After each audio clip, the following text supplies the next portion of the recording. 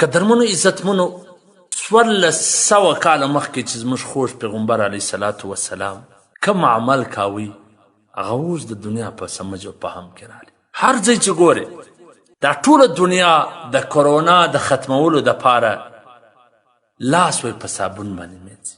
نن کې دا عمل د پیغمبر علیه صلات وسلام سنت دی. د ابن ماجه روایت دی چې کله به پیغمبر علیه صلات وسلام د بیت الخلا سره ووتي دا لاس به پر مځکه باندې موشي او بیا به کلک پرېوړي. یعنی هغه وخت کې د لاس د صفایي دپاره چې کم شی استعمالېدی هغه به پیغمبر علیه صلات وسلام استعمالوي. اکثره به د داسې شي د صفایي دپاره به هغو خارې استعمالولې. پر مځکه به یې لاس ټینګ ټینګ وموشي. صرف په دا اوس وخت کې نه، په هر وخت کې چې کله د بیت الخلا سره ووځي، کله غټه تقاضا وکړي، بول وکړي، وریجې وخورئ، غوښې وخورئ، ستا په لاس باندې غورځګي راسي، نو که چیرې ته په صابون باندې پرېوې دا ستا بدن به د ډېرو جراثیمو څخه وساتلی سي.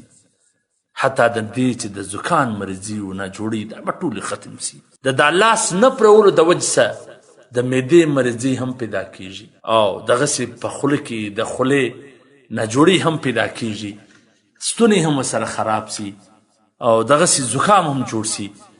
یو کتاب دی چې د کشنیانو د تربیت لپاره ډېر ښایسته اداب پکې لیکل سوي دي. د هغه نوم دی د کشنیانو اسلامي اداب. صفحه نمبر 63 باندې هغه لیکلي دي چې کله هم تاسې د بیت الخلا سره ووځي نو تاسې د خپل لاس په صابون باندې پرېوئ، نو د ډېرو مرضیو ناجوړۍ څخه الله تاسې بچ ساتي. ګورې یو د الله قدرت دی، یو د الله قانون دی. د الله قدرت خدا دی چې هر څه کې ناجوړي به نه دله راځي، چې الله نه وغواړي نه راځي.